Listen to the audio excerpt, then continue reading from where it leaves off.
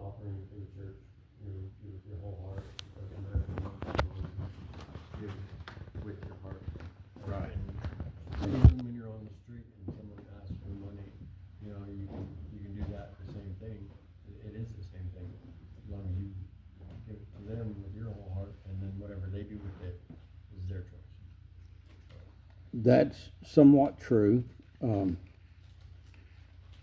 There's some things that need to be considered within that concept, but out of Matthew 25, starting in verse 31, let's see. Yeah. We'll look at the verses, then we'll go back and build the context. Okay. When the Son of Man comes in all his glory and all the angels with him, he will sit on his glorious throne, and all the nations will be gathered before him. And he will separate the people one from another, as a shepherd separates sheep from the goats. He will put the sheep on his right and the goats on his left. Then the king will say to those on his right, "Come, you who are blessed by my Father, take your inheritance, the kingdom prepared for you since the creation of the world. For I was hungry, and you gave me something to eat. I was thirsty, and you gave me something to drink. I was a stranger, and you invited me in. I needed clothes, and you clothed me. I was sick, and you looked after me. I was in prison, and you came to visit me." Then the righteous will answer him, "Lord, when did we see you hungry and feed you, and thirsty and give you something to drink? When did we see you a stranger and invite you in, or needing clothes and clothe you? When did we see you sick or in prison and go to visit you?" The king will reply, "I tell you the truth. Truly I tell you, whatever you did for one of the least of these brothers and sisters of mine, did for me." Then he will say to those on his left, "Depart from me, you who are cursed, into eternal life, into eternal fire, prepared for the devil and his angels. For I was hungry, and you gave me nothing to eat. I was thirsty, and you gave me nothing to drink. I was a stranger, and you did not invite me in. I needed clothes, and you did not clothe me. I was sick and in prison, and you did not look after me." They also will answer, "Lord, when did we see you hungry and or thirsty, or stranger, or needing clothes, or sick, or in prison, and did not help you?" He replied, "Truly I tell you, whatever you did not do for one of the least of these, you did not do for me." Then they will go away to eternal punishment, but the righteous to eternal life. Now that's somewhat, that's one that popped into my head when you asked the question about helping other people. Now, does that fit what you were trying to get at, or have I missed it? A little bit, because somebody asked for help, not directly towards me, and I helped. On my roommate's side, and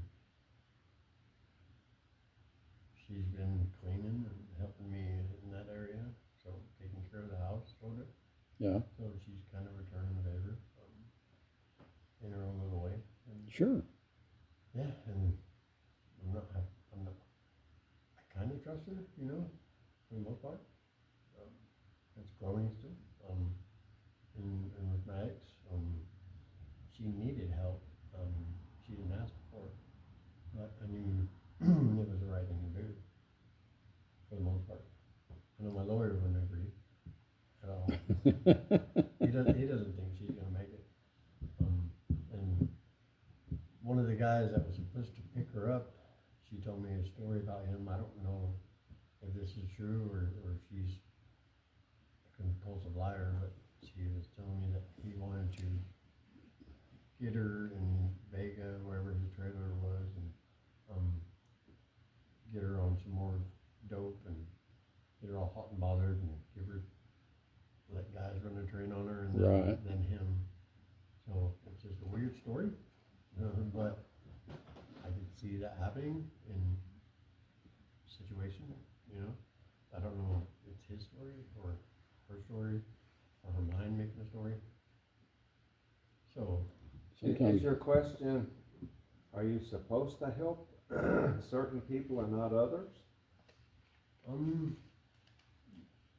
Or should we not help others but help certain people?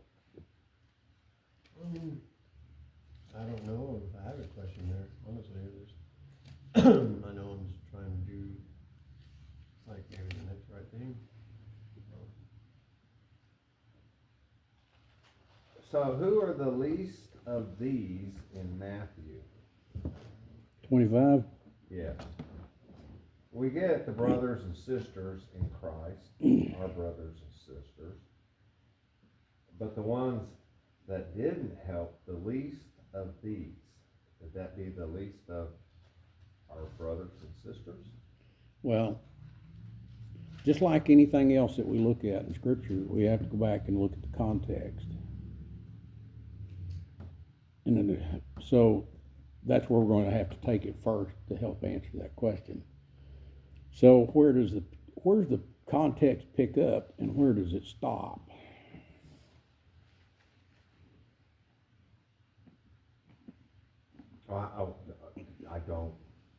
I haven't studied these verses as far as the context. If you go to the beginning, it begins with then, so that's a continuation, right? Right. Of chapter 24, which begins with and, which is a continuation. Am I right? You're right on target. 23 is then, 22 is and. 21 is and. 20 is for. So your context, if you go back and look at it, your context is going to pick up in 24:1. Because context is what's going on at the time, right? That's a part of your context. So, Jesus in chapter 23 has been teaching in the temple area. Chapter 24, it says Jesus left the temple and was walking away when his disciples came up to him to call his attention to the buildings. Okay, now keep your finger there and look at Mark 13. Because Mark tells the same thing, just words, but just tells a little bit more of the context.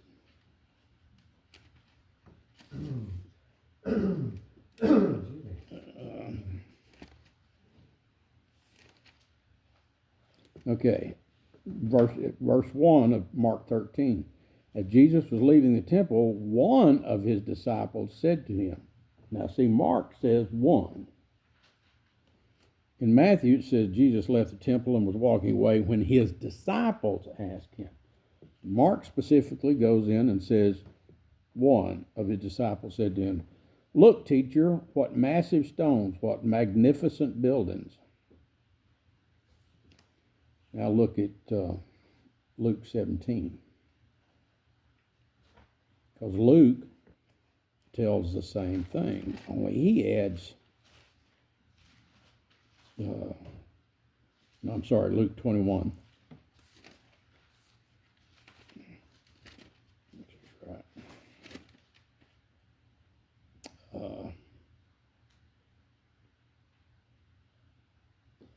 Yeah.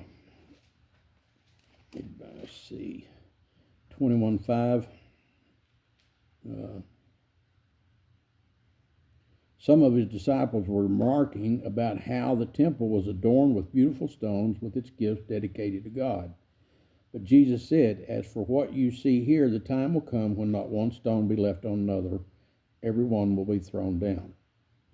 So, you have to take all of the pieces of the context, which you find in 3 different books or letters, and then look at it as a whole. So, as a whole, Jesus is walking out of the temple area. He's been teaching all day. Him and his disciples are walking out. At least one of his disciples speaks up and says, look at all these beautiful buildings. And Jesus turns around and tells them, 24:2, Matthew 24:2, do you see all these things? I ask. Truly I tell you, not one stone be left on another, every one will be thrown down, which is exactly what Luke records. Okay, so now, what is the subject that they're about to discuss? Why those buildings would be torn down, Okay. which would be the destruction of Jerusalem. Exactly. So, in this context, Jesus, if you're looking at it in your mind's picture, they're walking out of the temple area. They're leaving for the day, and to rest, to eat, and to rest, and get ready for another day. And they called his attention to the buildings. Why? Because they're proud of their new temple. I mean, if you continue to read on in I think it's John 6, Jesus talking to the Pharisees tells them, I will destroy this temple in 3 days, rebuild it. And they said, how are you going to rebuild this temple in 3 days? It took us 46 years. He was talking about the temple of his body. They were thinking about the physical temple. But in Matthew 24, he is specifically, the subject is the beautiful temple buildings that they're so proud of. And So, in reality, he's talking about his body. well, in another area he is, but in this area he's specifically talking about the physical temple that they're real proud of. It's kind of like us going around and saying how beautiful the Washington Monument is, or something along that line. The Statue of Liberty, because we're real proud of it. Right. And he turns around and tells them, you see all this stuff? I'm telling you, there's not one stone going to be left on another. Everyone will be thrown down. So he means The destruction of Israel, Yeah. of the temple. Jerusalem. Yeah, Jerusalem and his temple. Okay, so then they come to him. If you read Mark's account, they come to him and say, 3 of them come to him and say, Lord, when will this happen, and what will be the sign of your coming and the end of the age? If you look, the King James uses the end of the world. Either one is okay. If it was the world, it would be one Greek word, which is cosmos, and if he's talking about their age that they're in, it's aion. So aion is a Greek word there, so he's talking about the age that they're in, and that is the temple age. And he's telling them it's all going to be destroyed. So they ask him when it's going to happen, what will be the signs that it's going to happen, and then Jesus starts telling them. And in 24:4 says, Jesus answered, watch out that no one deceives you, for many will come in my name, claiming I am the Messiah, and will deceive many. So there were many people during Jesus' time that were going around claiming that they were the Messiah. And during the time of the destruction of Jerusalem, there would still be many coming around claiming they were the Messiah. He said, don't follow them. You will hear wars and rumors of wars, but see to it that you are not alarmed. Such things must happen, but the end is still to come. The end of what? Of the temples. Temple and destruction of Jerusalem. So he hadn't changed subjects, has he? Still on the same subject. Nation will rise against nation and kingdom against kingdom. There will be famines and earthquakes in various places. All these things are the beginning of birth pains. Then you will be handed over to be persecuted and put to death. He's talking to the 12, right? And he's telling them what's going to happen to them after his resurrection, which is another 3 years down or so down the road. And you will be hated by all nations because of me. At that time, many will turn away from the truth and will betray and hate each other. And many false prophets will appear and deceive many people. Because of the increase of wickedness, the love of most will grow cold. But the one who stands firm to the end will be saved. And this gospel of the kingdom will be preached in the whole world as testimony to all nations, and then the end will come. The end, not the end of the world. Of the destruction of Jerusalem. Exactly. We're still on that same subject. We haven't changed the subject yet. So when you see standing in the holy place the abomination that causes desolation, which was the Romans came in, killed a pig, offered it on the altar of the temple, which that was the desolation. the abomination, I'm sorry. Spoken of through the prophet Daniel, because it had happened before. Let the reader understand, then let those who are in Judea flee to the mountains. Let no one in the housetop go down to take anything out of the house. Let no one in the field go back to get their cloak. How dreadful it will be in those days for pregnant women and nursing mothers. Why? Because destruction of Jerusalem is going to happen when the Romans surround it and shut the city down. No one goes in, no one comes out. And because of that, there's already a famine, and there's not a lot of food. So what the food is in the city, if the city is surrounded with the military, how are you going to go out and find any more food? You won't. So they start starving to death. And the reason it says how dreadful it would be in those days for pregnant women and nursing mothers is because they eat their children. You read about that in the writings of Josephus.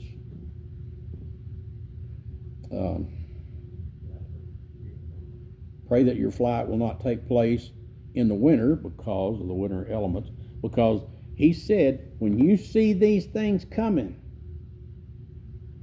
don't go, if you're on top of the house, don't go get anything out. If you're out in the field, don't go back to the house. Leave. So what are they going to have when they leave? Nothing. So he says, pray that your flight will not take place during the winter, because you're going to have nothing. And you're going to be exposed to the elements. No home, no money, no clothes, no food. Or on the Sabbath. Why? Because all the Jews don't work on the Sabbath. They're not going to help you. For then there will be a great distress, unequal from the beginning of the world until now, and never to be equal again. And if those days had not been cut short, meaning God's in control of how long this is going to be, no one would survive. But for the sake of the elect, those days will be shortened. At that time, if anyone says to you, look, here is the Messiah, or there he is, do not believe it. For false messiahs and false prophets will appear and perform great signs and wonders to deceive, if possible, even the elect, even the Christians. See, I have told you ahead of time. About what? About the destruction of the temple in Jerusalem. So if anyone tells you there he is out in the wilderness, do not go out, or here he is in the inner room, do not believe it. For as lightning that comes from the east is visible in the west, so will be the coming of the Son of Man. This coming of the Son of Man, is that his second coming? It's his first, Which would be, after his resurrection. what subject are we on? The temple. Okay. So what's he speaking to here? What's he speak? Crumbling of the old rebirth. Okay, now that you're somewhere there, you're somewhat on the right track. Because the temple's going to fall. The temple's going to fall, so that's God's judgment on the temple error and Jerusalem. And then Jesus comes as the new kingdom, or the new temple. That's true. But when you say that, what you've just done is you just left the subject. See, we hadn't changed subjects here. Yeah, it keeps going back to the temple falling. Exactly. The stones being thrown. Exactly. Stay with the subject. Our minds have a tendency, when we see these phrases like this, to take off and go another direction. The thing that we have to understand, look at Isaiah 19:1. We've talked about that in Bible studies past. But Isaiah 19:1 helps us understand what's being said here.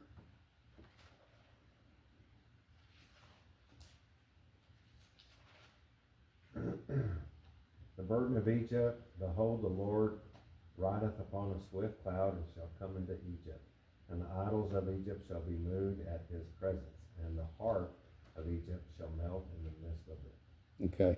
So tell me, is that reality? Let me think. And the burden of Egypt. Well, because it's in Isaiah, is he foretelling what we're reading in Exodus? No, he's foretelling what's know. going to happen to the northern and southern kingdom in reality. Because Isaiah was a prophet to the northern kingdom, but he does talk a lot about in his letter about what's going to happen to the southern kingdom as well. What chapter and verse is that? Isaiah 19:1. But listen to the words of Isaiah 19:1. Some translation says an oracle, in other words, words of God. The burden of Egypt, behold, the Lord readeth is upon a swift cloud and shall come into Egypt. Okay, stop right there. Now tell me, is that reality? Well, I mean, if I was just to read it, I would take it for face value. But can you? But the Lord upon a swift cloud and shall come into Egypt. Well, I might simply just say he's talking about Moses. No, he's talking about the Lord. That's what it says. Well, God and Moses going It's a and shadow. tearing But down all of the Egypt's decline. The idols? And collapse. it says that, my translation says that the idols will tremble with fear. Yours says they will be moved. yes. So that, because they're moved, that's what Moses did. He went in there and tore all those says idols burn down. That's true, It's I'm just but stay with what's being said there. Well, I Don't wouldn't take have it never any farther. connected. And mine says riddeth. They'll be rid of. Right? Riddeth. Well, let's go back and put this into perspective with what's being said. Think about what it says. And Egypt, all of Egypt will see the Lord riding on a swift cloud. So tell me, is that true? Will they look up in the sky and go, "Whoa, good night, there goes the Lord. Look at the swift cloud. Woo-wee." No, Is that right? no, they'll see the clouds and think of God taking care of no. No, it's not reality, right? Yeah. Right. It's a pictorial image of what's about to happen. And who's it about to happen to? Jesus. No, wait a minute. Who's it about to happen to? Oh, to the Jews. Who's it about to happen to? You're in Isaiah. Just read the text, because that's the question I'm asking. What Egypt. to Egypt? So the idea is God is about to bring judgment on Egypt. Okay. They didn't see God riding across the sky on a swift cloud. What it means is God's swiftly about to bring judgment on Egypt. Okay. It's pictorial language that's used to talk about God's judgment. And that pictorial language is used all the way through the Old Testament in different places to describe God's judgment. And a lot of languages use pictorial. So, Yeah, that's right. are you using this as an example of a pictorial? That's exactly what I'm doing. Okay. Okay. So the 19:1 doesn't It connect. does not connect. Okay, All I it was does. I was thinking you were this was a forewarning of something Yeah. about what we're reading in Matthew 24. Okay, so you're just using it as an example, as a pictorial, if that's how you say it. To get an idea of the language, how the language is used, Right. because it's the same thing in Matthew 24 when he says, "For as lightning that comes from the east is visible in the west," meaning It's bright no matter where you go. exactly, you're going to see it. Don't make any difference where you're at. Yeah. You're going to see it coming. So what are they going to see coming? The Roman army. Yeah. Jesus using the Roman army, that's his coming. That's his judgment on Jerusalem. So it will be at the coming of the Son of Man, this coming judgment on Jerusalem and the temple. Where are we at in 24 now? We're in 27, Oh, okay, we're down there. Okay. 24, 27. no, All right. 28, wherever there's a carcass, there the vultures will gather. Wherever there is a carcass. What's a carcass? dead body. A dead body. So what did you just say? Wherever death is. Wherever death is, there's going to be vultures. Which would be, All right. anyone that- Now what? Now is this in this terminology in the subject, because we're not dealing with anything but the subject. which is the temple. Okay. in the fall of the temple. All right. Fall of temple. And So the people that so are- what is the dead carcass? It would be the Jews. It'd be the Jews. Exactly. It's a Jewish people. It's their spiritual deadness. They're spiritually dead. And because they're spiritually dead, God's bringing punishment. he's bringing judgment on them. Good. And there, the vultures will gather. Well, in front of, especially during the Civil War that we had, and still even today, in front of the military, as the military is being presented out for its fight, there's a flag goes out, right? Like in the Civil War, there was a flag. It's a placard, right? So there the vultures will gather. The placard for the Roman army was the eagle. See, mine says eagle. Yeah. Yeah. Because it's a vulture. So, I gotta write that down. Because my brother-in-law and me don't have to talk. Because he uses this for the end times. I know. And you probably won't ever convince him that it's not, but the only thing you can do is keep drilling in the fact that there's context and there's subject. And you have, a lot of times when I'm teaching somebody one-on-one, kind of like we're doing tonight, a lot of times I'll ask them, has the subject changed, or has Matthew left the subject yet? Has Jesus left the subject yet? No, subject's still the same. It hasn't changed. He's still talking about destruction of the temple Right. and Jerusalem. And when Jerusalem was destroyed, that does away with the Jewish nation. Wherever there's a carcass, that spiritual carcass, that'd be the Jews, the Jews that would not convert to Christianity. There the vultures will gather, that's the Roman army, and their placard.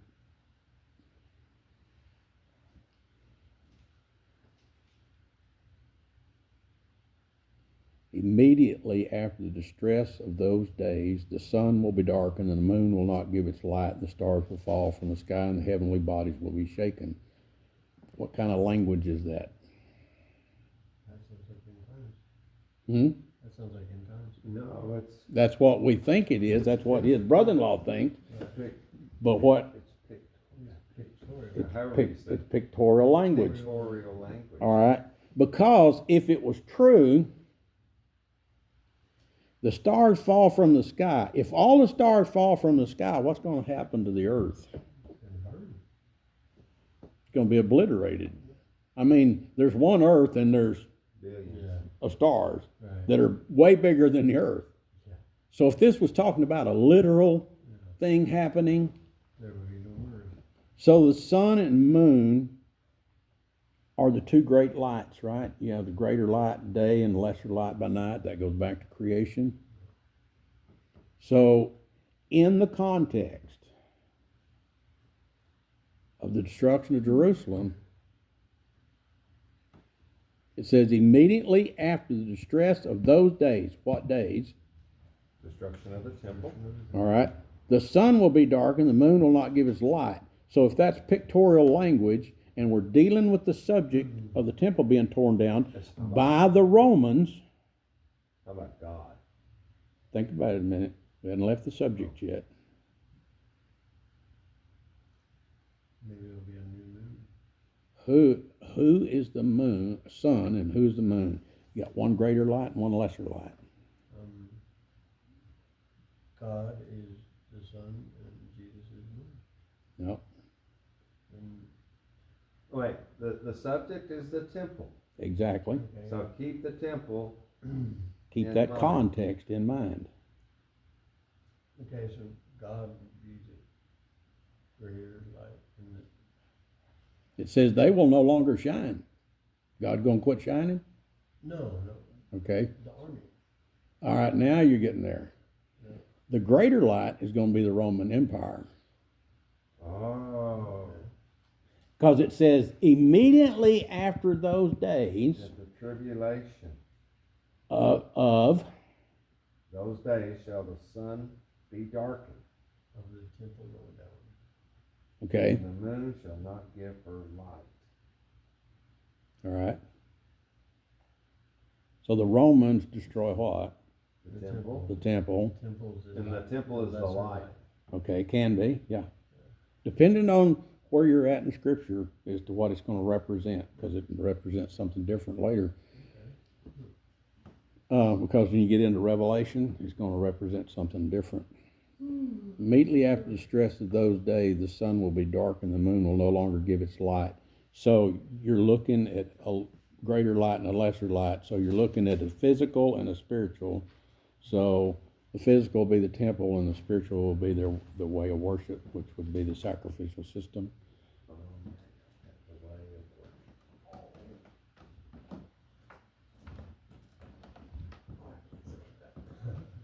And the stars shall fall from heaven. Yeah. And that would be the way of worship. Most likely, that's what we're dealing with. Now, I'm going to give you another concept that you deal with in Revelation that uses this same terminology, which I'm kind of upside down a little bit on this thought, because I really think the sun and moon here is dealing with the Roman Empire, the emperor at that time, and the stars are the smaller kingdoms that Rome controls. Because that's what it represents in Revelation. Oh, okay. So you're dealing with the government body, governmental bodies. The sun's going to represent Rome. The moon is the lesser light, which would represent the emperor, the ruler. And the stars are even lesser light than the moon, which is going to be dealing with the kingdoms. Now, the reason I think that is the answer and not the temple or Because of Roman or Revelation. in part because of Revelation, because Revelation is written approximately in 75 AD, and this happens in 70. So I think they're close enough together that the symbolism is going to be the same. And what you find is when you study Revelation is the stars represent the kingdoms that all bow down to Rome.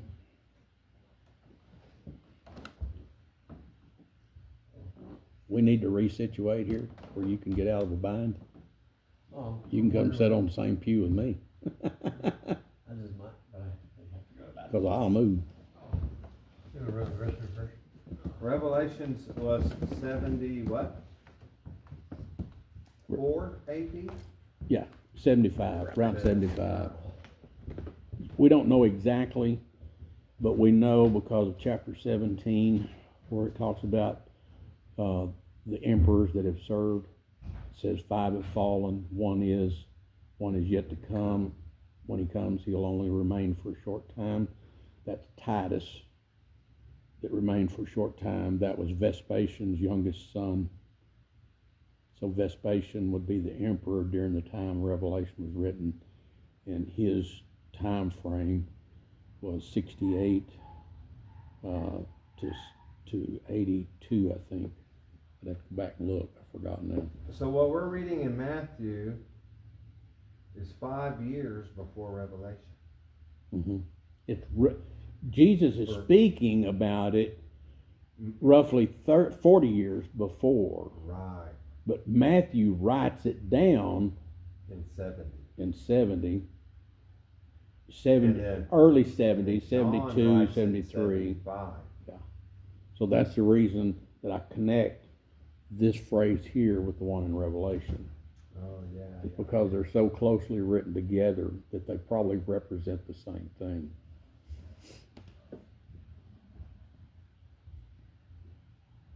See, this is so neat. It's all fun and neat how it all connects together. It's just being able to connect the dots.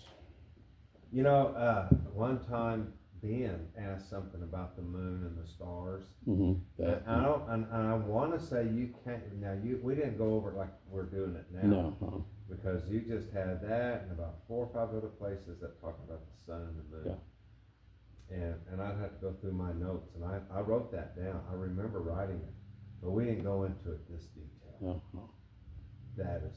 You don't. See, that is weird. People are so misled. My brother-in-law still won't believe it. No, he won't. He thinks 90% of this New Testament's wrote to us, and you've taught us very little.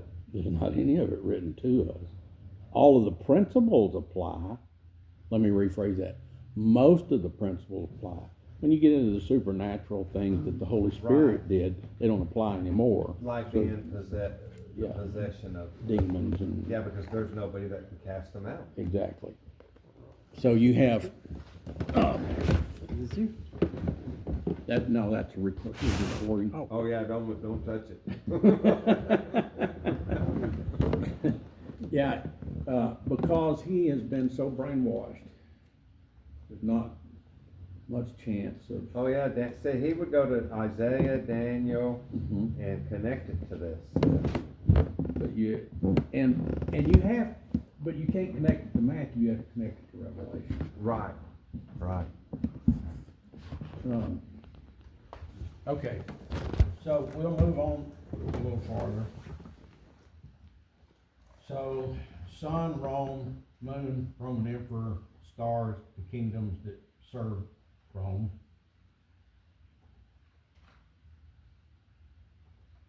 The heavenly bodies will be shaken.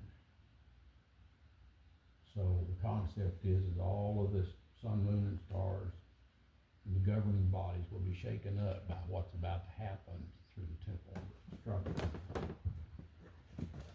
Then will appear the sign of the Son of Man in heaven. And then all the peoples of the earth will mourn when they see the Son of Man coming on the clouds of heaven with power and great glory. And he will send his angels with a loud trumpet call, and they will gather his elect from the four winds, from one end of the heavens to the other. Here again, we're dealing with the subject, and it has nothing to do with heaven. Then will appear the sign of the Son of Man in heaven. So the sign of the coming of the destruction of Jerusalem is what he's talking about. And then all the peoples on earth will mourn. Well, he's talking about The Jews. yes, exactly, because they're the dead carcass. And they're going to mourn about this destruction of their temple, right? And the scattering of their nation, because once they destroy Jerusalem and scatter the people, there's no longer a nation. So they're going to mourn on account of all the destruction that's going to happen to them. And he will send his angels with a loud trumpet call. Angels, we've discussed that in times past. The Greek word there is angelos, which just means messenger. So then you have to look at the context and say, is the angel a heavenly host, or is it an earthly messenger, like a prophet or an apostle? So because he's talking about the destruction of the temple, It's going to be an earthly. yeah, it's going to be the apostles. And that loud trumpet call, when a trumpet is sounded back during this time, what does that mean? Judgment. Judgment. Get ready. Something God's going to. Now, Spank if you. it's when the watchman blows the trumpet from the watchtower, it's to say city, get ready, we got an enemy coming. We're about to be attacked.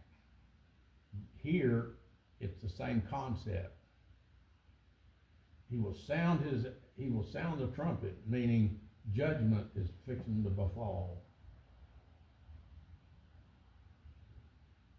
And then the idea of is God will gather his people once again from all the places they've been scattered and bring them together. Now, when is that going to happen within this context?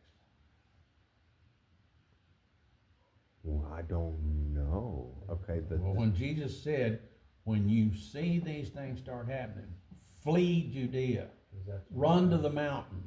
Yeah, when the army comes down, it's Exactly. happening, that's when you run. Exactly. So then they're scattered. And he'll call them later. The Christians were the ones that were scattered, not the Jews within oh, the Jerusalem. Jews stayed in the Yeah. Those are in ones the that city, got and the Christians. torn down like the walls. The Romans tore down the walls. The Jewish the Jewish people died Became the carcass. became the carcasses. Well, they did become the carcasses. In what we just read a while ago about the carcasses is the spiritually dead, which is the Jews that would not convert to Christ. Right. And that's why. And so, yes, so God is going to take these people that have been scattered And bring them and back. bring them back together More unified. as a church. And the apostles are still around. Yes. Yeah. Now, by this time, the miraculous gifts, if they're not gone, they're pretty much gone by this time, because you stop seeing them after 1st, 2nd Corinthians, which is written in 52, 53. So if this was written around 40 years before it happened, It was said 40 years before it Jesus, happened. when Jesus is talking here, Mhm. then say those apostles were 20s, now they're going to be 50s, 60s, Mhm. or 70s. Yeah. And they're the ones that are going to come back and gather the elect Mhm. from the Yeah. four winds and the end, and one end of heaven to another. It's that concept of God scattering and then gathering back up. Yes. See, that's what he did when he put the Israelites into Babylonian captivity. The Babylonians came in 3 different times to the southern kingdom, wiped out different parts of it those 3 different times, and scattered God's people throughout all of their kingdom. But then King Cyrus, the Medo-Persians, finally beat out Babylonians and became the reigning empire at that time, and God used King Cyrus To bring them back. to release them so they can go back home. That's that gathering back up. So it's not anything different here. It's the scattering and then the gathering back up. And which king was that? King Cyrus, that's Amos chapter 1. I'm sorry, not Amos, Ezra chapter 1. Okay, and then verse 32, now learn a parable of the fig tree. So is he now going to kind of iterate Yeah. Mhm. what he just said between the very first of the chapter to 31 through Mhm. this parable? Mhm. Because you remember how the Hebrews think? They don't think linear like we They do. think in circles. Yeah, so Jesus tells them one way, then turns around and tells them another way. Do you get it? And now we're connecting all of this to 25 and Mm-hmm. wherever it's at in 25. Uh, And it's still, the subject is going to be about the temple. exactly. The subject does not change. Let me just take you there Okay. right quick, just in case something happens, we don't get to finish. Look at chapter 26. when Jesus had finished saying all these things, from 26:1 all the way to 24:1, when Jesus had finished saying all these things, he said to his disciples, as you know, the Passover 2 days away, and the Son of Man will be handed over to be crucified. So he's 2 days from his crucifixion He when sure he's talking is. about this destruction. All right. Right there. Now, look what happens in 26:3. The chief priest and the elders of the people assemble in the palace of the high priest, whose name is Caiaphas, and they scheme to arrest Jesus secretly and kill him. So what happened between 26:2 and 26:3? He told them it was gonna happen. Okay, Well, you're right. But between 26:2, Jesus says that after 2 days is the feast. So after the feast, they're going to let them do their Passover and then arrest them. no. Somebody- But I'm sorry. Yes, but that's not. I apologize for that. That's not where you're taking didn't it. click, but yeah. What I want you to see is pay attention to the context. Someone will betray and cause. Pay attention. Well, now the Pay context attention to the context. is Jesus being arrested. Yeah, in 26:3, but in 26:2, where are we at? They're still finishing up the temple. Exactly. He's still on the Mount of Olives. The context has not changed. They're still sitting on the Mount of Olives. They're still talking about this destruction of the temple and all of those things at 26:2. But when you get to 26:3, what happens? Then the plot's beginning to happen. Yes. They're plotting out how to But kill. is Jesus still there? Yes, because they're arrested. Is it, wait, there is where? Is he at the Passover? Yes. No. Oh, he's not? 26:2, they're sitting on the Mount of Olives, him and the disciples discussing this destruction. Oh, And then 26:3, then you're going back into Israel or Jerusalem.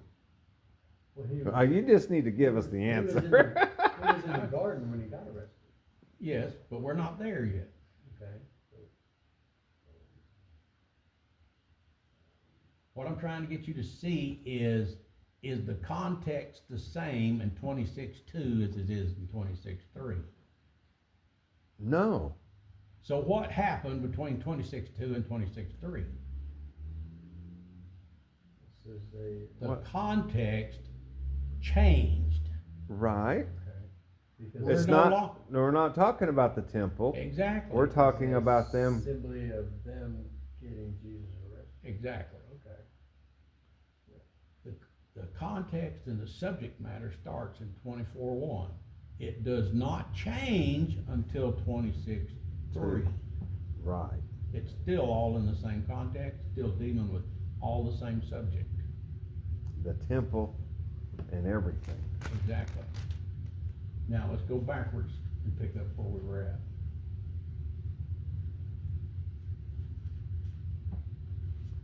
Okay,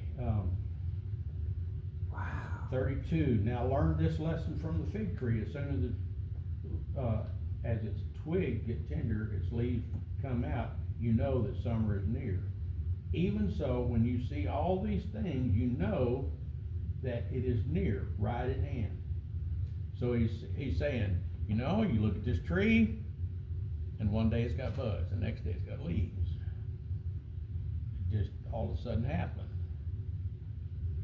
When you see these things start happening, It's going to be quick. the destruction of Jerusalem is about to happen. When you see the army, the Roman military start marching up to your doorstep, everything I've been telling you is about to happen.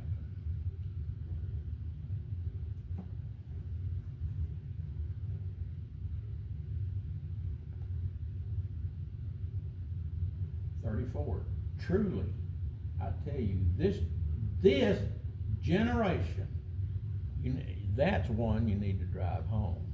Right there.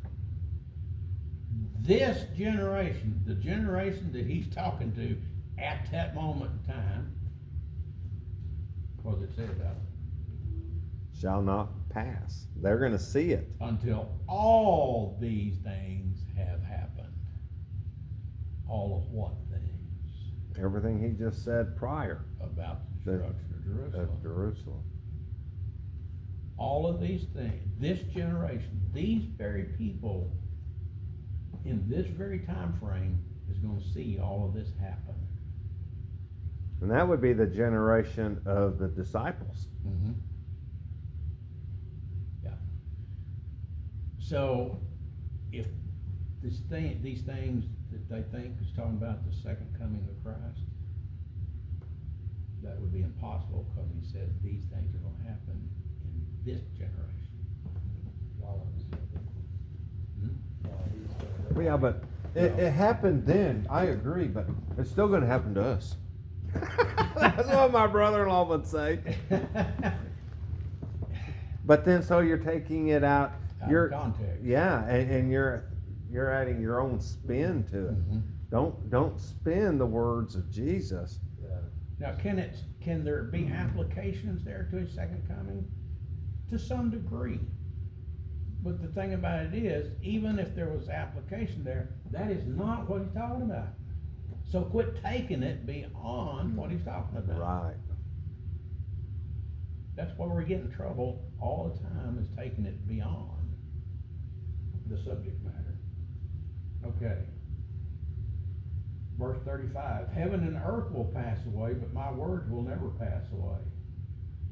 In other words, as surely as, I mean, all of this other, everything you see will someday be gone, but the very things I'm telling you,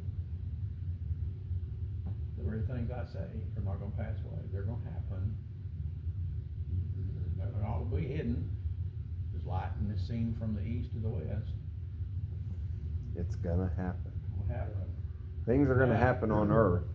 Now, look at verse 36 and this turns it right back into the subject. But about that day or hour, what day and what hour? The day of the destruction of the temple. Exactly. When it's See, we take that to mean the day or hour of Jesus' second coming. That's not what he's talking about. Now, do we know about when his second coming is gonna be? No. But don't try to apply this to it, because this is not what he's talking about. Because the disciples didn't know the day or hour either. All he's doing is giving them things that are gonna take place as it approaches. But about that day or hour, no one knows, not even the angels in heaven nor the Son, but only the Father. Why didn't Jesus know? Because he's human. Exactly. He's not God. He had to learn everything just exactly the way we learned it. And all of the miraculous things he did. He was gave through the up. Spirit. He gave up his heavenly place. Yeah, he left all of that. Which, when you get into Hebrews, it says, for the joy that was set before him. That don't sound like joy. Well, it's because we're looking at it from, Humanistic. yeah, exactly. Yes. And it's actually looking from heaven's Down. side down. Yeah. The joy that was set before him was all the things he had in heaven. And he left he left all of that to come here and face what he faced. Yeah. And that's the joy. His joy was what was set before him. Someday, if we ever get there, we'll talk about it, but there's a specific word within that sentence structure that tells you what the joy is. Because the way it's worded in English, for the joy that was set before him, that's not exactly how it reads. I would think it'd be the joy of the throne. Yeah. It was his joy of everything he had is God, and he left that to come here and face a cross. He left all of that joy up there to come here. And to open it up for us. Exactly. Okay, we'll push on, so we can we can round this up before 9 o'clock tonight. Yeah, I have chores. I think I do. You're gonna fall asleep if we're here at 9 o'clock. Maybe.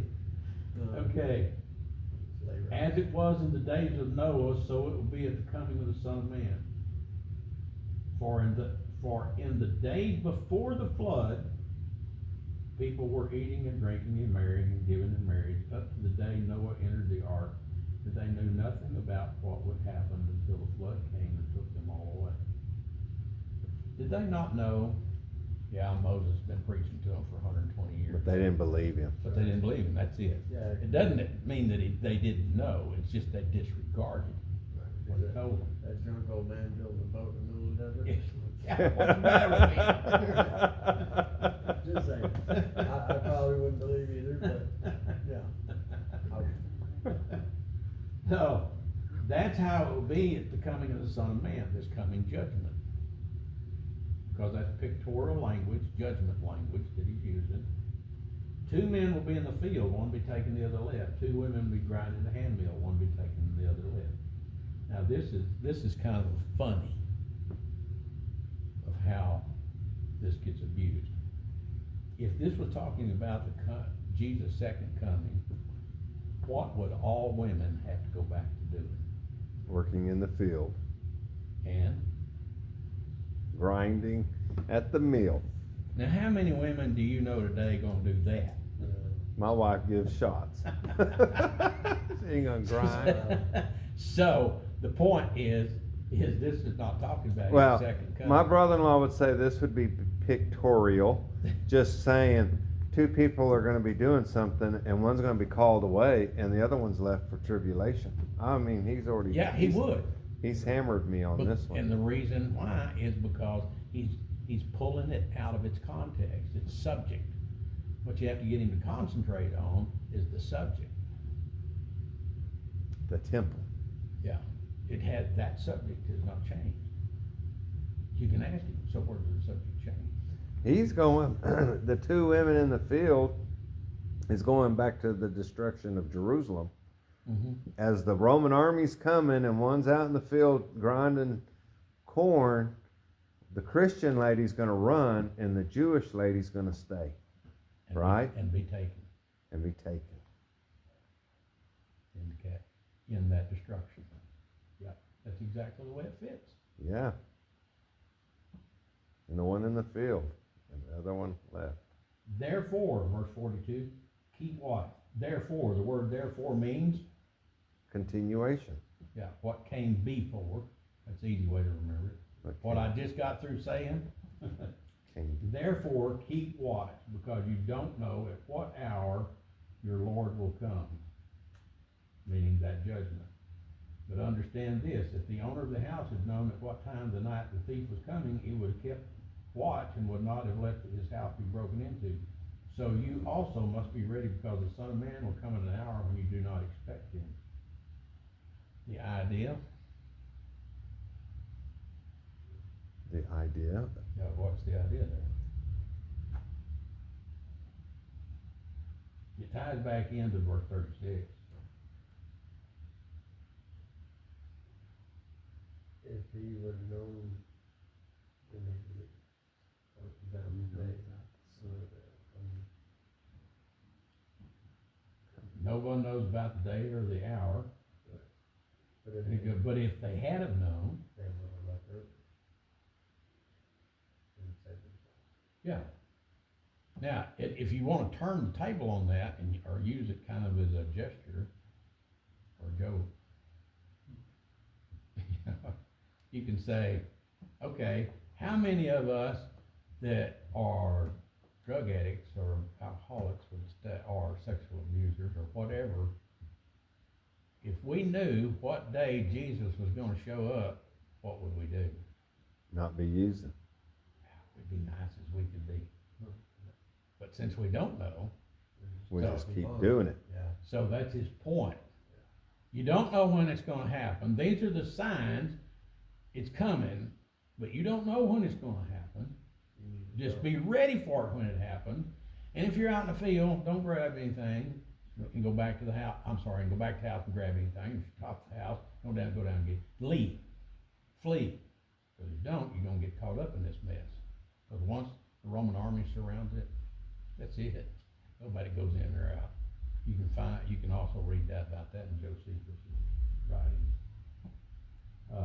Therefore, be ye also ready. Yeah. Why would they write, as ye think not the Son of Man cometh? Because that kind of makes it sound like the second coming of Christ. Well, and you have, Why those particular words? you have to keep in mind, and I said this early on in our Bible study. I don't think I reiterated it enough, but you have to keep in mind the translators that are translating, moving it from its original language, Hebrew, Aramaic, or Greek, into the English language.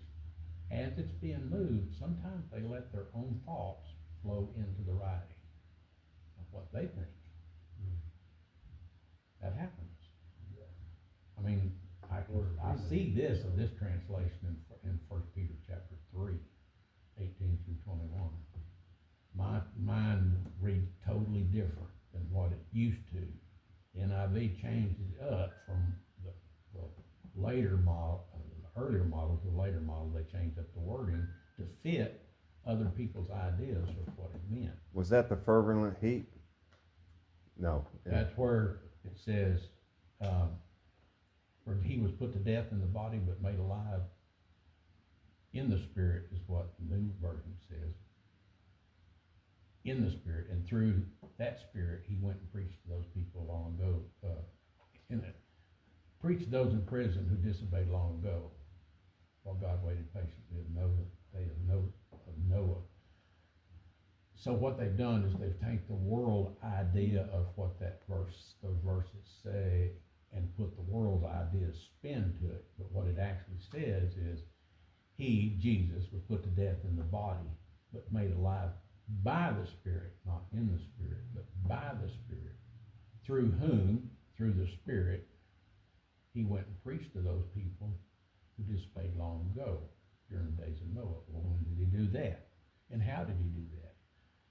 Jesus, through the Spirit, through Noah, preached for 120 years while they were building the ark. Right, through Noah. Yeah. See, and I took you to my thoughts that he went to Hades. Yeah. Remember? I now remember that, because that's what I was thinking. Yeah. Most people that do not understand how to study think that way. One of the guys I used to work with at ACU came to me one day right after Christmas and said, "You won't believe what Jesus did during that 3 days after his death. You're just not going to believe it. I found this out this week." And then he went into telling me he didn't know you very well, did he? Not at that time. We'd only had one run-in before that. He came to me and said, "This is what I learned. I heard this preacher say this. Jesus went to hell and spent 3 days teaching people after he died." And I said, "Where did you get that?" Of course, I knew where he got that. And so he went to telling me, and I told him, I said, "Call me his hippie." Oh, it was a hippie? Yeah. I said, "Tell you what, dude, go back, reread that, spend some time with it. And if you still think that, come back and we'll talk about it. But right now, you don't have enough information. You don't have enough understanding to know what's being said there. So you go back, spend a little time with it. And if you want to discuss it, come back and we'll discuss it." He never did. He didn't. See, we got to write the book of Terry, because no, you know what I'm saying. Yeah, I do. This is going to be a study guide for us when we print this study out. Well, I hope It's I mean, going. it'll be multiple studies. Well, it's going to be chapters. Yeah. Every lesson is a chapter. Yeah. And my daughter's rewriting it, and you will have a chance to go over it and make corrections before we type it up. Because It probably got a lot in it. well, she's Needs to be taking out corrected. she's taking out some of That's good. because it would be 40 pages. Oh, One yeah. study. I need to get this link though, cause I missed quite a few. Oh, you would love them. That's what I need to read. So, Okay, let's continue on. 9 o'clock's coming. Yeah, that's right. Not Jesus, but the clock, the time. Okay. Then he talks about the person that if he knew when this was gonna happen, that they'd be prepared. But since they don't know, everything's just gonna keep going like it's been going on before, then boom, all of a sudden it's gonna happen.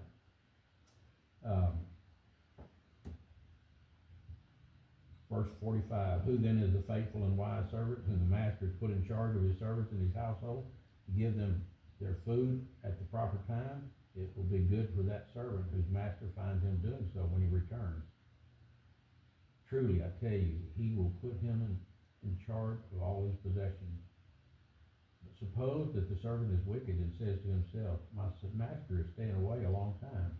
Now he's talking about, I feel like at this point in time, he's pointing his fingers at the 12, because he's talking about the master and their servants.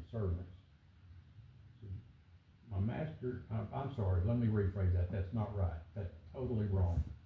He's talking about the Jews that are not converting. But suppose the servant is wicked, that would mean the Jewish leaders, the Pharisees, teachers of the law, Sadducees, and says to himself, my master is staying awake a long time, and he then begins to beat his fellow servants and eat and drink with drunkards. The master of that servant will come on a day when he does not expect him, an hour he is not aware of. He will cut him to pieces and assign him a place with the hypocrite, where there will be weeping and gnashing of teeth. So the idea is God has entrusted the lawgivers, not the lawgivers, but the teachers of the law. He's entrusted them to teach his people. But instead, they're going. Now, and they okay. go in this, Would that be the Pharisees and the Sadducees and all that? yeah, they're supposed to be the ones that are supposed to be teaching God's people. But they really don't believe that Jesus was the Messiah. No, that's right. They don't. Therefore, they become the wicked. Yes, With and they're servants. going to be caught up in all of the ugliness, Yes, and they're going to go down with Jerusalem. Yeah. Because we're still talking about the temple, exactly. That subject has not changed. and they're not going to leave that temple. No, And they it's their think God's precious gonna- pride and joy. Yeah, because God's going to protect that temple, Yeah, that's what they're thinking. and God that ain't the temple. That's, No, he doesn't. Actually, in our study, and you can correct me if I'm wrong, the temple, when the Persians came and took them from the Babylonians, what that guy's name is, I forgot, let them start to rebuild the temple. oh, yeah. And King they Cyrus. didn't really rebuild it, and then there was the 400 silent years. It was 100 years between King Cyrus releasing them to go home and when they fell prey to falling back into their old ways. They in that 100 years, the time King Cyrus released them to go back to Jerusalem, they went and rebuilt the wall, started rebuilding the temple, but then they got sidetracked with the women that they would come in contact with and started marrying any of them they wanted to, which was a no-no according to the covenant they were under, Mosaic covenant. They were not supposed to marry the women in the land, but marry amongst themselves, their own people. So they started intermarrying with the people of the land, and then they fell away from God again. And then God just shut them out. They never returned. And even at this point, God has shut them out. Mm-hmm. I mean, he's given them opportunities. They have the opportunity to come to Christ. They have the opportunity to become Christians, but the majority of them reject him. We look at Acts chapter 2, verse 38 and following, and it talks about there were 3,000 baptized that day. Boy, that sounds like a large number. But when you consider there was several million people that came to Jerusalem that day for the day of Pentecost and Passover. And those guys were putting their faith in those Pharisees and Sadducees. So, anyway, good point.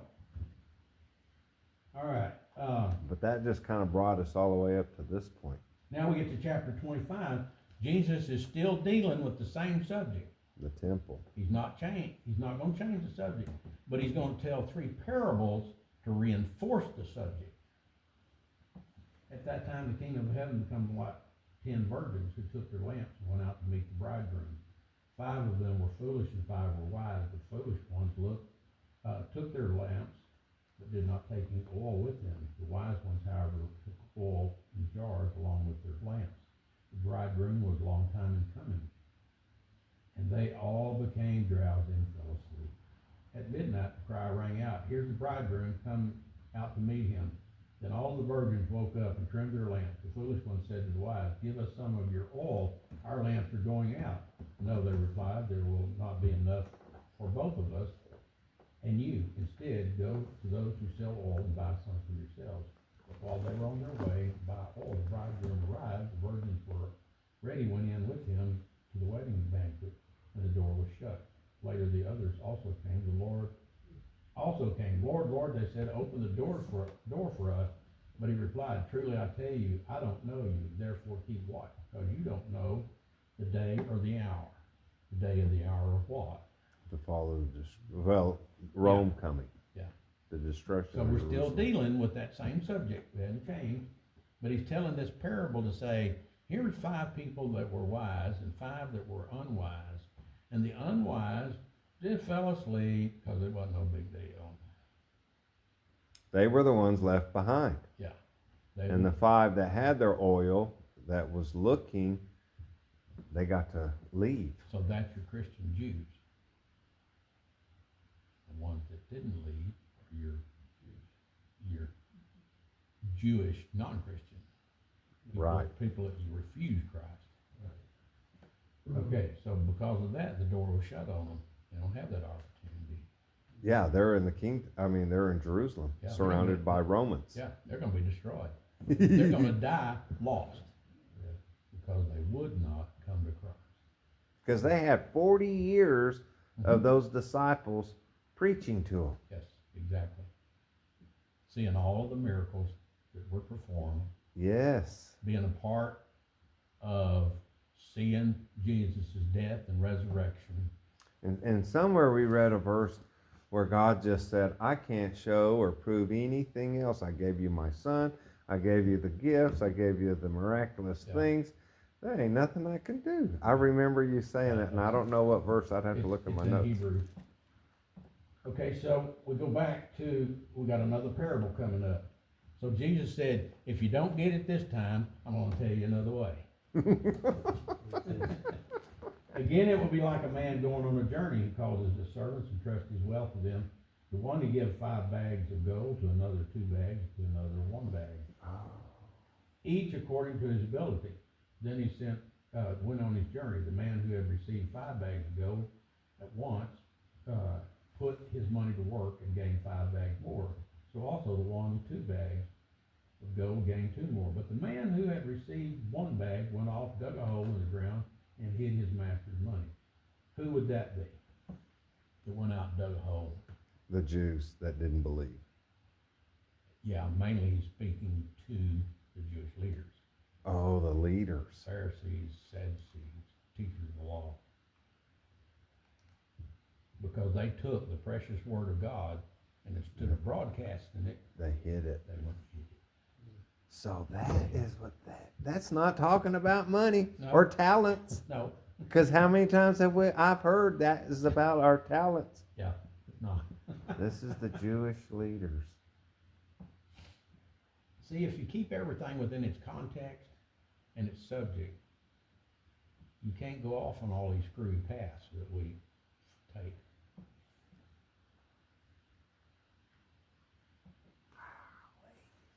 I have been so bad. Please forgive me, We Father. all have been.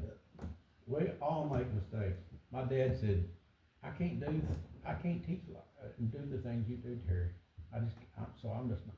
I said, Dad, you ever, in doing what carpenter work you know how to do, you ever cut a board wrong?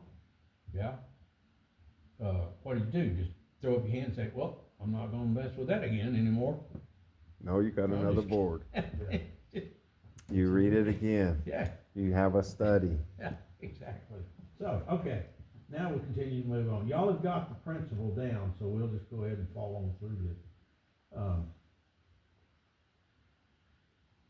Verse 24, the man who had received one bag of gold, master, he said, I knew that you were a hard man, harvesting where you had not sown and gathered, where you had not scattered seed. So I was afraid and went out and hid your gold in the field, in the ground. So here's what belongs to you. His master replied, you wicked, lazy servant.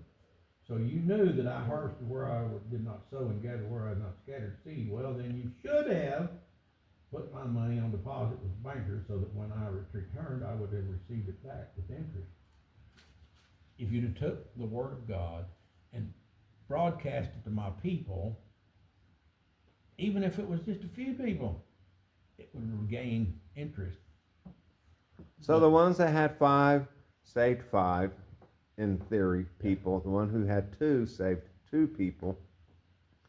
And the Jewish leaders saved nobody. Yeah, that you can use that, but it's the idea of there was some that were entrusted with God's word. What about Nicodemus?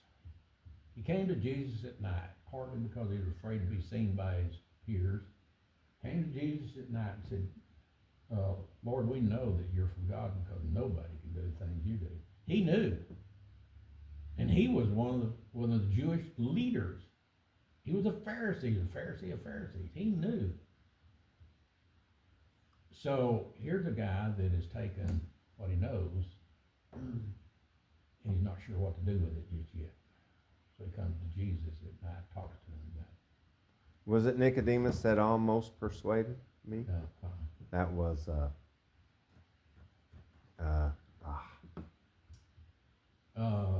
No. that's there the was one an that said, E- how can I be born again and go back in my mama's womb? Wasn't it? Yeah, that was Nicodemus. That was The other Nicodemus. was where Paul was being put on trial. Oh, okay. I'm getting them confused. Okay, All go right, ahead. easy Sorry. to do. Okay, now, y'all have got that idea down, so we're gonna move into verse 31. When the Son of Man comes in all his glory and all the angels with him, so when he comes, when's he coming? At the fall of at the destruction. And how's he coming? Through the Romans, right? Okay, yes. Because he's pronouncing judgment, he's gonna use the Romans to carry out that judgment. The sun and the moon. Okay, good. When the Son of Man comes in all his glory and the angels with him, angels, angelos, messenger, he will sit on his glorious throne. Now here's where we also miss it. Let me read it and we'll go back over it. All the nations will be gathered before him, and he will separate the people one from another as a shepherd separates the sheep from the goats. He will put the sheep on his right and the goats on his left. Now, when you think of those verses and when you've heard those verses taught, what are they taught in connection to? Judgment. Okay, But this is Rome doing the judgment. all right, exactly. Now, Because when the Son of Man cometh in all his glory, that's Rome, right? yeah, that's that's God, Jesus using Rome. As the to bring about judgment. his judgment. And it'll be them that are sitting, then Rome is sitting on the throne. No? Oh, listen. Okay, When go the ahead. Son I'll of shut Man up. comes, that's his judgment coming, and all the angels with him, angelos, messengers, who's gonna be the messengers? The apostles, good. Wait. Okay. I'm making note. Good, that's all right, we ain't, I mean, Messengers, where'd you see messengers? angelos, angels, Oh, angels, okay. angels, Angels the and word messengers.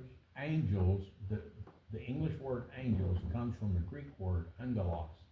And angelos only means messenger, that's all it means. So then you have to look at the context to determine, is this a heavenly messenger or an earthly messenger? We decided it would be earthly. Yes. It's an earthly. Yeah, here it's talking about the apostles. Okay, I got that. Now, in verse 32, all the nations will be gathered before him, That would be the and he Jews. will separate Mine says, and he will separate the people, but that's not what the original language says. What's he separating? The Jews. Now just look what it Okay. says, tell me what it says. Of all nations. So who's he separating? All nations. Is he separating people? No, countries. Exactly. Coun- Not separating land. people, he's separating nations.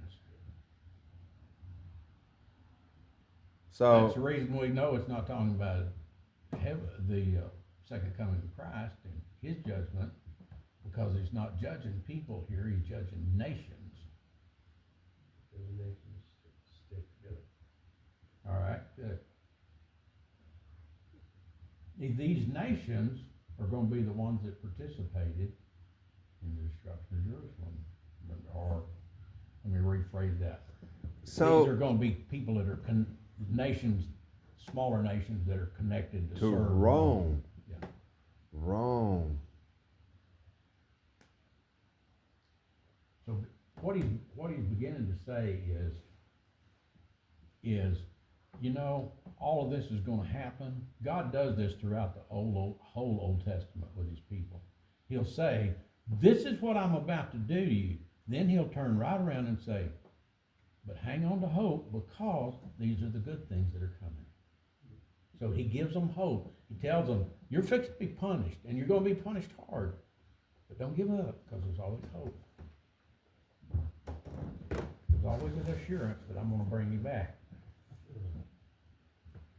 So this is kind of the same concept here. All the nations, he's gonna judge these nations that are messing with his people. All the nations will be gathered before him, and he will separate the nations one from another, as a shepherd separates sheep from the goats. He will put the sheep on his right and the goats on his left. The king will say to those on his right, come, you who are blessed by my Father, take your inheritance, the kingdom prepared for you since the creation of the world. All right, so who are the blessed? Who are the ones that are blessed? Christians, exactly. It's the Christians he's talking about, the Jewish Christians that have been scattered. And let me add this into it. Also, Jewish Christians that lived outside of the city of Rome, that didn't have to leave. That's where these next phrases come into play. Then the king will say to those on his right, come, you are blessed by my Father, take your inheritance, the kingdom prepared for you since the creation of the world. What kingdom? Christ. Kingdom of Christ. Yeah. That was coming. It's been coming ever since the Garden Age. Genesis 3:15. That's the hinge pin. That's it. Linchpin of all Scripture. You call it is right lynch there. or hinge? Either one Okay. works. Okay. Linchpin is something, you know, when you pull up to a plow to hook on. Oh. The linchpin is the one that goes Okay. into the Okay. plow to the tractor Okay. or trailer or whatever. When I hear lynch, I think hanging. Sorry, I just thought, what does he mean hanging? Is that the rope? It does hang the trailer to the tractor.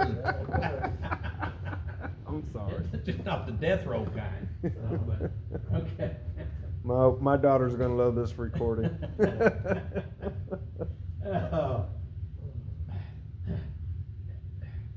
I hate to break thought process here, but I'm wanting to know, when's she gonna come back?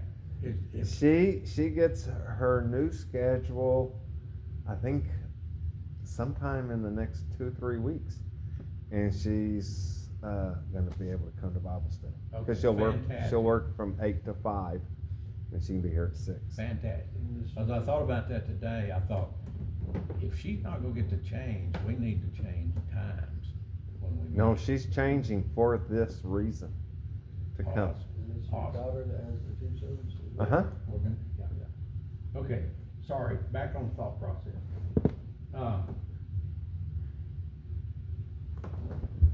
verse 35, for I was hungry and you gave me something to eat. I was thirsty and you gave me something to drink. I was a stranger and you invited me in. I needed clothes and you clothed me. I was sick and you looked after me. I was in prison and you came and visited me. All right, we'll stop right there for a moment. He's talking to the blessed people, the ones that have become Christians. And he says, for I was hungry and you gave me something to eat. I was thirsty and you gave me something to drink. I was a stranger and invited you in. I needed clothes and you clothed me. Why did they need all these things? Because they left with nothing. Exactly. That's what he's talking about. You Jewish Christians that are living outside of the city of Rome, that doesn't have to scatter, these people are coming out to you for help. They're going to need your help.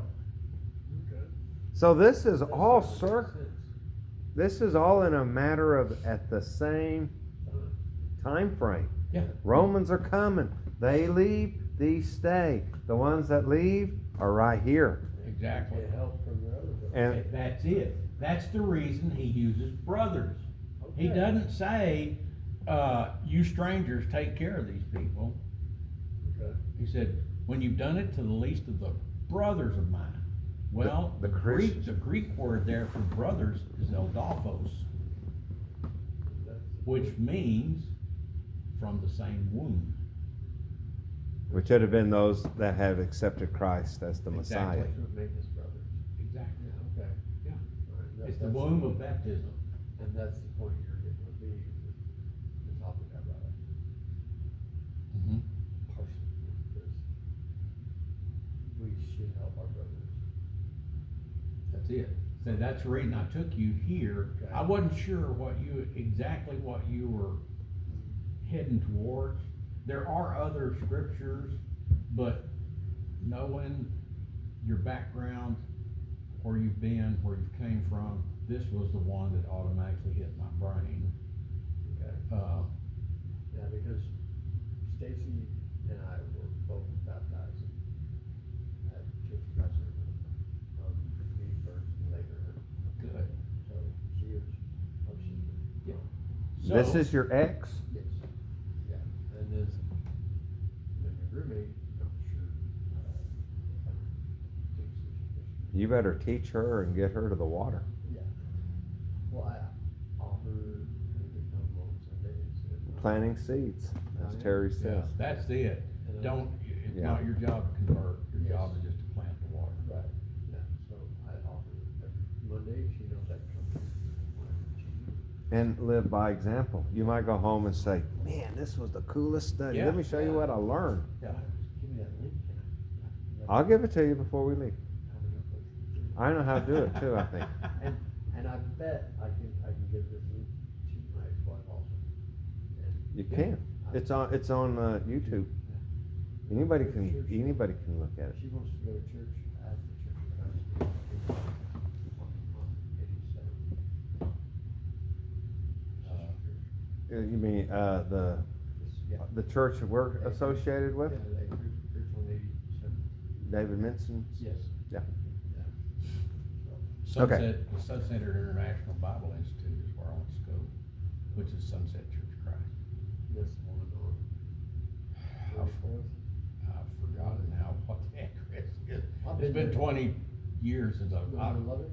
yeah. Yeah, I've been there a couple times. We lived on 45th Street while we were going to school. One of my, journeyman instructors that I was with in the union goes to that church. Oh, cool. Yeah. Awesome. I didn't like it that much because it separated kids. It's big, It's really, but they've been training preachers for 50-some years. But anyway, it's big and it's nice. It's- really nice. you know, You said you lived on 45th? Now it goes all the way up to 100 and what? See, 40th or 50th Street? Yeah. Because I know of 110th or 12th, yeah. we were- 12th is where the Walmart is. There's Walmart. because we were building those homes out there. Then you go to, Was me, we went a long ways. Well, it's 8 o'clock, so it's Yeah. almost 8 o'clock, let's finish. Well, you got us there. I think I pretty well have, because the rest of it is the same thing, which is backwards. Right. because it's going into Yeah, because the rest of them, The ones that, it says, when you've done the least of the brothers of mine, you've done it to me. Brothers, that tells you who he's speaking to or about. So, it's about those that are being scattered. Then in verse 41, it says, then he will say to those on his left, depart from me, you are cursed into eternal fire, prepared for the devil and his angels, for I was hungry and you gave me nothing to eat, I was thirsty, you gave me nothing to drink, I was a stranger, you did not invite me, I needed clothes, you did not clothe me, I was sick in prison, you did not look after me. They also will answer, Lord, when will we see you hungry or thirsty or stranger, needing clothes or sick in prison, and did not help you? He will reply, truly I tell you that whatever you did not do for one of the least of these, which would be brothers, even the smallest one, even the one that doesn't have anything, whatever least can be encapsulated in that theory. Let me put it this way: the ones that would anybody would think are not important at all. When you've done it to the one that you don't think is even important, you've done it to me. So. but now he switches, and the ones that he's casting into hell are are they still the Christians that accepted? No, they're the Jews that did not accept Christ. Yeah. Or that's what I wrote before Yeah. I asked. Exactly, well, it's true, they will answer, Lord, when did we see you hungry or thirsty or stranger or needing clothes or sick and in prison? Well, why would his brothers be in prison? Because they were, No. His brothers, who's Jesus' brothers? But then That'd be Christians, the Christians, okay. okay? because So- they're believers, Why would they be in prison? Yeah, why would they be, yeah, they were prosecuted, that's it, Persecuted. persecuted because they believed, exactly. and that happens a lot. Now, what I'm about to say, I don't want anybody to take offense to.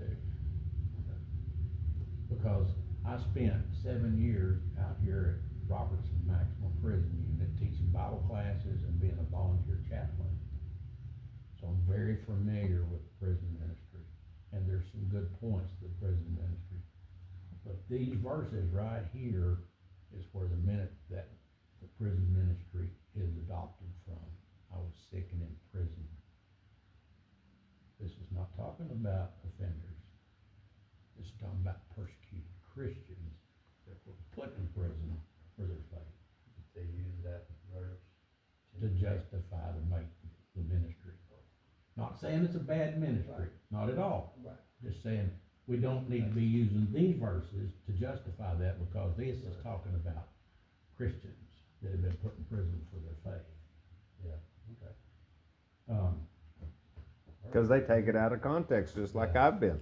Yeah, well, and the, Or like what's I that done. other program, dang it, right off the top of my head. I know. The guy that feeds the people, the poor people in Abilene.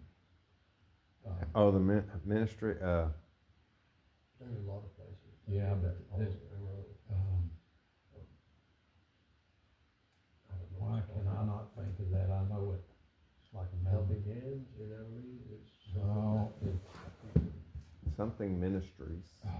there's a branch of it in Clyde. Yes, They're the help, railroad something ministries. Um, They're the ones that do the kids' school lunch for the weekends that we go help pack. Something ministries, Love and Care. love and care ministries. It's all based off these verses right here. I was hungry. I was a stranger. You invited me in. Now, that concept is, we should help. Not necessarily. We shouldn't use these. I sat studying for my lunch study group and tonight's lesson at McDonald's, which is what I do every Monday. I get finished with my job at ACU, I go sit at McDonald's until my lunch study comes up, and I'm working on both lessons, okay? I was sitting there, and a black lady come in, not saying anything about black, she just happened to be black, but she had a walker. She was dressed up really nice. She was a little bit heavy set, but not, tremendous. Dressed up really nice, but she came in, she sat down, she was huffing and puffing, saying, called one of the people over, the workers, and said, you think you could get me a hamburger and some fries? I've walked for an hour, and I'm hungry, and I need something to eat. And the guy said, I'll go see if I can catch the manager. And She didn't want to pay for it. right. So she sat over there. She wasn't but one table away from me. Now, so I was listening, and off and on, and she sat there and about 5 minutes, and nobody came. So another waiter come by, and our server came by and said, she called them over, and they said, well, let me go check. And she said, well, somebody's already supposed to be checking. I need something to eat. I've been walking for an hour. She was, about 3 minutes after he walked away, she figured out nobody was coming. She got out, went right out the door. Well, I wasn't 2 minutes behind her when I folded up my stuff and left. And she was nowhere to be seen. She drove. So that was the fastest old lady on a walker I've ever seen, or she had a car. She was looking to get a free meal. Yeah, so that's the reason I said what I said. I can't tell you how much money I have give away that belonged to my wife and children, trying to help people, and come to find out they were just scamming me. Yeah, mooching off me, And so I just shut it down. It's not wrong though to help them. It is when they're just skimming you, Right. and you don't know that. So if you want to give to somebody that needs help, do it through the church. Either, What about that verse that says you never know when you're entertaining an angel? well, go back and look at the context. That one's wrong too. I'm not saying that, I'm just saying go back and look at the That context, would be worth the study. because, I guess an angel would be a Christian. well, you got, keeping it within its context, means keeping it within its cultural background, its time frame as well.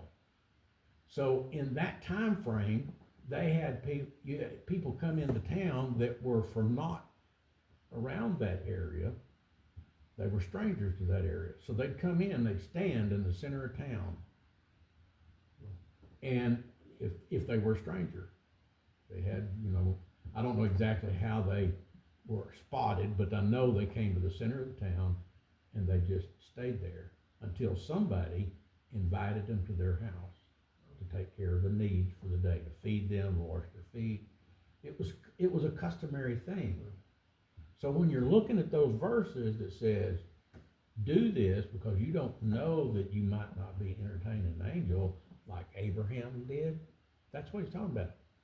Abraham jumped right up as soon as he saw these 4 guys coming towards him. He didn't have a clue who they were.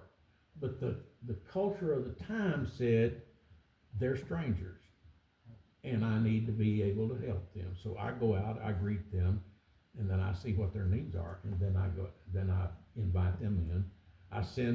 I go out to Sarah and I go to the servant, say, go out to the field, get a calf, kill it, prepare it. He goes to Sarah and says, we've got these strangers come by. It's our custom to take care of them while they're on their journey, so do this. So she fixes the meal, and then he takes it out to them, and they sit under the shade and eat, and he stands over to the side. And Weren't those angels? No, I don't know. yes, they were. They because were. They were I about was trying to- destroy Sodom and Gomorrah, Oh, okay. and God was with them in appearance. Took on the appearance of a man. They all looked like men. They Right. didn't have wings. They weren't little fat babies.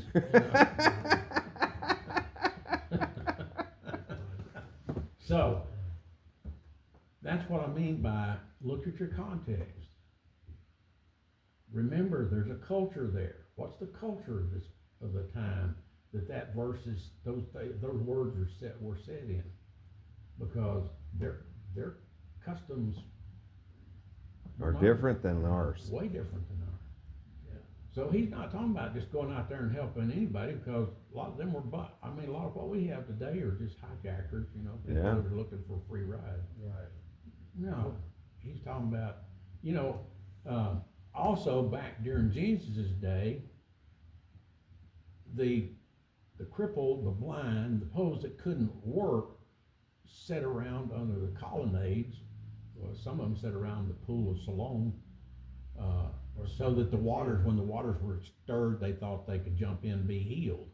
That's the reason when Jesus asked a man that was crippled for 36 years, 38 years, do you wanna be healed? Well, I don't have anybody to help me in the water, you know? They had places where poor people sat, and if you wanted to help the poor, then you would take money and walk over and hand it to somebody, you know? Kinda like they do. But, yeah. A little bit. But today's world, we have people that, if you will, let me see if I'm gonna put it this way. I didn't know what poor was, and I don't think any American knows what poor is until they go to a third world country. Oh, yes. Those people have nothing. I've been in their little houses, which is a bunch of sticks off of a tree that they've packed mud around to make walls and put a grass top on it. There's no furniture. There might be a bench, but there's no furniture in the house. And that's Everybody all they sits outside. have to their name. Yeah, they don't have nothing. That's poor. That's Yeah. poor. And when you're poor like during Jesus' day, you didn't even have that. Yeah. In Luke 16, where he talks about the rich man and Lazarus, and it says the dogs came and licked the poor man's sores. Why? Because he had nowhere to go and he's outside. He had nowhere to go. He's outside, and didn't even have a way to shoo the dogs away. He was so crippled up. And he ate the crumbs, I guess Oh. the leftovers that got thrown off the table. He could have, but in this specific instance,